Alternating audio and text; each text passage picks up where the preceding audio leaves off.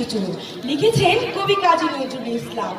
বাবুদের তাল পুকুরে হাবুদের ডাল কুকুরে সে কি বাস করলে তারা, বলি থাম একটু দাঁড়া। পুকুরের ওই কাছে না লিচুর এক গাছ আছে না, কোথা না আসতে গিয়ে ইয়া বড় কাস্তে নিয়ে গাছে গো যেই চড়েছি ছোট এক ডাল ধরেছি, ও বাবা মরাত করে পড়েছি সরাত জুড়ে।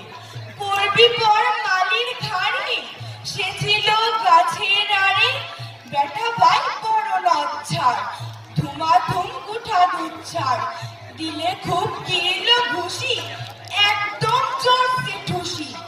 আমিও বাগিয়ে থাপড় দেহাওয়া চাগিয়ে কাপড়, লাফিয়ে বিঘ্ন দেয়া দেখি এক বেগকে শিয়াল, ও বাবা শিয়াল কোথা ভেলোটে দাঁড়িয়ে হোতা। দেখে যেই আজকে উঠা কুকুরও চাললে ছোটা, আমি কই কম বোকা পার কুকুরে করবে সাবার। বাবা গো মা গো বলে পাঁচিলের ফকল গলে ঢুকি গিয়ে পোস্তের ঘরে, যেন প্রাণ আসলো ধরে যাবো ফের